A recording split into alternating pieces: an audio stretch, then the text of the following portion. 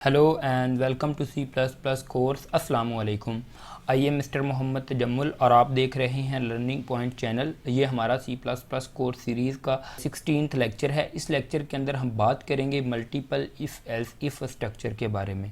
Because previous video में हमने if else structure को कंप्लीट कर लिया है। इस लेक्चर के अंदर सबसे पहले मैं आपको multiple if else if structure की डेफिनेशन बताऊंगा। उसके बाद हम फ़्लो चार्ट देखेंगे। फ़्लो चार्ट के बाद हम इफ़ एल्स इफ़ स्ट्रक्चर का एक सिंटैक्स देखेंगे। उसके बाद मैं आपको डेव कंपाइलर पे एक एग्ज़ाम्पल प्रोग्राम समझाऊंगा जिसके ज़रिए आपको इस स्ट्रक्चर की यानी कि इफ़ एल्स इफ़ स्ट्रक्चर की अच्छे से समझ आ जाएगी कि इसमें वर्किंग किस तरह परफॉर्म होती है। और कमिंग वीडियो में हम मैनी एग्ज़ाम्पल्स भी देखेंगे, वो बात की बात है। चलिए स्टार्ट करते हैं हम multiple if else if structure की डेफिनेशन से। If else if a structure can be used to choose one block of a statement from many block of statement। Basically हो सकता है आपको इस चीज़ की समझ ना आ रही हो। जो हमारा if else if स्ट्रक्चर होता है इसमें बहुत ज़्यादा ब्लॉक ऑफ स्टेटमेंट या ब्लॉक ऑफ कोड होते हैं।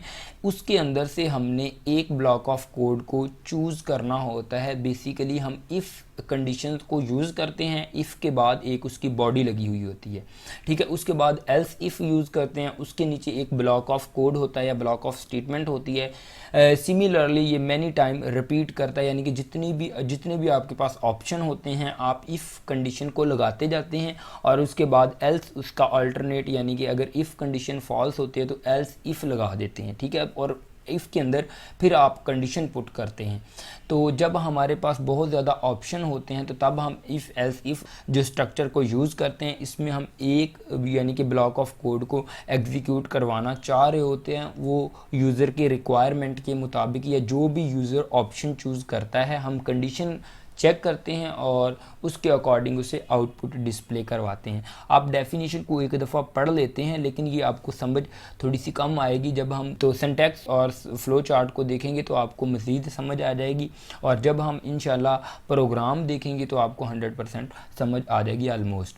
चलें जी, हम इस डेफिनेशन को एक रवायती तौर पर पढ़ लेते हैं। If else if statements can be use to choose one block of statement. ये एक ब्लॉक ऑफ स्टेटमेंट हम चूज़ करते हैं from many block of statement, जबकि हमारे पास बहुत ज़्यादा ब्लॉक ऑफ स्टेटमेंट्स होती हैं।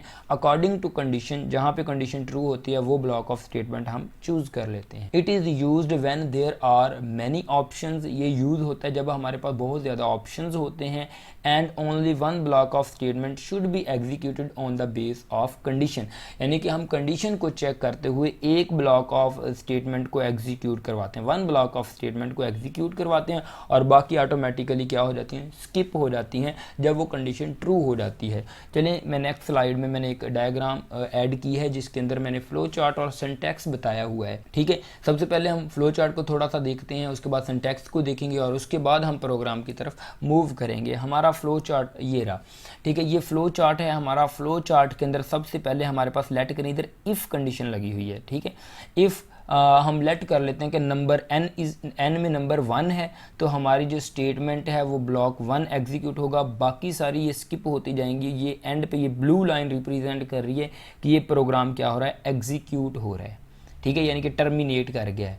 अगर ये कंडीशन ट्रू हुई है, टी लिखा हुआ है, पहली कंडीशन अगर ट्रू होती है तो देन ये ब्लॉक ऑफ कोड एग्जीक्यूट होगा और ये प्रोग्राम टर्मिनेट कर जाएगा।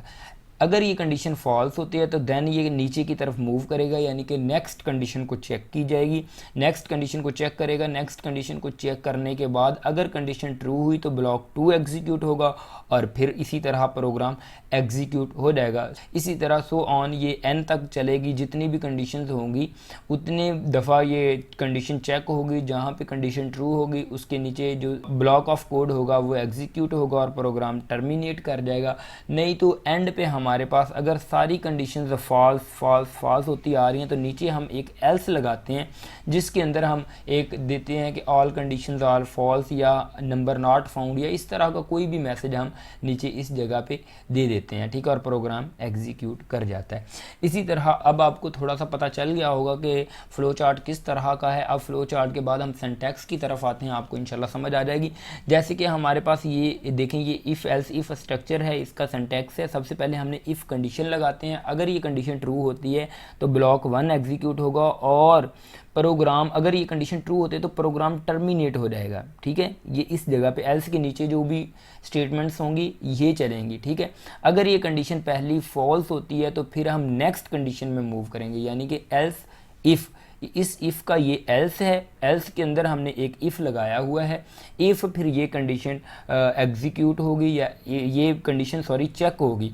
अगर ये कंडीशन ट्रू हुई तो ब्लॉक 2 हमारा एग्जीक्यूट होगा, अदरवाइज़ ये कंडीशन फॉल्स हुई तो ये एल्स की तरफ आ जाएंगे हम। फिर एल्स के अंदर फर्दर एक इफ़ लगी हुई है, अगर ये कंडीशन ट्रू होती है तो ब्लॉक 3 एग्जीक्यूट होगा, और अगर कंडीशन ट्रू हो गई तो ये टर्मिनेट हो जाएगा प्रोग्राम, अदरवाइज़ इसी तरह ये एल्स में आ जाएंगे एंड पे। अगर सारी कंडीशंस फॉल्स होती हैं तो एंड वाला एल्स के अंदर कोई भी जो भी हमारा ब्लॉक ऑफ प्रोग्राम होगा या ब्लॉक n होगा वो एग्जीक्यूट होना स्टार्ट हो जाएगा।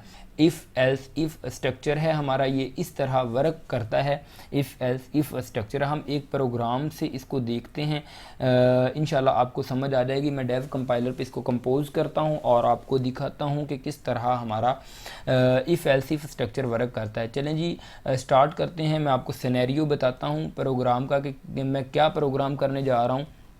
इंक्लूड मुझे हेडर फाइल इंक्लूड कर लेने दें, इंक्लूड आयो स्ट्रीम, और इसके बाद इंक्लूड कौन io.h and then using namespace std। Okay fine, इसके बाद इंट मेन, और इसके बाद मैं इसकी बॉडी लगाता हूँ। इसके अंदर मैं एक वेरिएबल लेता हूँ n वेरिएबल। ठीक है, उसके अंदर मैं यूज़र से कोई भी नंबर लेता हूँ, सी आउट इंटर आ नंबर, इंटर आ नंबर। ठीक है जी, ये मैंने एक मैसेज यूज़र को दे दिया है।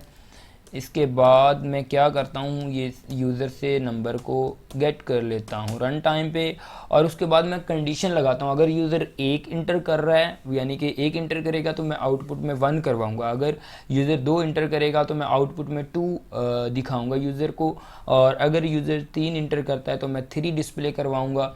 और अगर यूज़र इन तीनों में से कोई ऑप्शन इंटर नहीं करता 1, 2 और 3 में, तो उस डिफ़ॉल्ट में यानी कि एंड वाले एल्स में मैं जाके लिख दूंगा कि रॉन्ग नंबर। जैसे कि इफ़ पहले कंडीशन लगाई n इज़ इक्वल टू 1, अगर हमारा n इज़ इक्वल टू 1 है तो मैं क्या आउट करवा रहा हूँ, सी आउट 1। ठीक है, मैं 1 क्या करवा रहा हूँ, सी आउट करवा रहा हूँ, यानी कि 1 शो करवा रहा हूँ कि यूज़र ने 1 इंटर किया। एल्स इफ़ ये चीज़ इस इफ़ की ये एल्स है, और एल्स के अंदर फर्दर एक इफ़ है। ठीक है, ये चीज़ आपने याद रखनी है। Else if n is equal to 2 तो हम सी आउट क्या करवा देंगे, यहाँ पे 2 सी आउट करवा देंगे क्योंकि यूज़र ने 2 इंटर किया है। और इसी तरह मैं फिर से एल्स इफ़ लगाता हूँ, क्योंकि मल्टीपल हम एल्स इफ़ अपना पढ़ रहे हैं तो इसलिए मैं मल्टीपल इफ़ एल्स यूज़ कर रहा हूँ। तो हम 3 अगर यूज़र इंटर करेगा, कंडीशन हमने चेक की if n is equal to 3 तो हम सी आउट क्या करवा देंगे, 3। और सिमिलरली अगर यूज़र तीनों में से कोई भी इंटर नहीं करता तो फिर इस इफ़ का एंड पे क्या एक आने वाला है, एल्स आने वाला है। हमें और कंडीशन लगाने की ज़रूरत नहीं है क्योंकि हमने 3 ही ऑप्शन दिए हैं यूज़र को, 1, 2 और 3 में से कोई इंटर करे। अगर इनके अलावा इंटर करेगा तो हम एक मैसेज दे देंगे रॉन्ग नंबर, रॉन्ग नंबर। ठीक है जी, ये मैं एक मैसेज डिस्प्ले करवा रहा हूँ और मैं गेट ch लिख के इस प्रोग्राम को कंप्लीट करता हूँ और मैं आपको इसको एग्जीक्यूट करवा के दिखाता हूँ। देखिए, सबसे पहले हमने एक नंबर लिया है और यूज़र को बोल दिया है कि इंटर एन नंबर। यूज़र ने एक नंबर इंटर कर दिया। हम देखते हैं अगर यूज़र ने n के अंदर 1 इंटर किया तो हम 1 शो करवा रहे हैं, 2 इंटर किया तो हम इंग्लिश में 2 शो करवा रहे हैं, सी आउट करवा रहे हैं। अगर 3 इंटर किया तो 3 शो करवा रहे हैं। और डिफ़ॉल्ट अगर कोई भी इंटर नहीं करता, सारी कंडीशन फॉल्स होती हैं तो हम रॉन्ग नंबर शो करवा रहे हैं। मैं इसको एग्जीक्यूट करता हूँ प्रोग्राम को। प्रोग्राम हमारा एग्जीक्यूट हो चुका है। इसके अंदर मैं इसको में कोई भी नंबर इंटर करता हूँ, मैं 1 इंटर करता हूँ तो हमारे पास मैसेज क्या आ रहा है, 1 आ रहा है। मैं अगेन इस प्रोग्राम को एग्जीक्यूट करके आपको 2 इंटर करके दिखाता हूँ। F11 मैंने प्रेस किया और मैंने 2 इंटर किया और इंटर करता हूँ तो मेरे पास क्या मैसेज आ रहा है, 2 आ रहा है।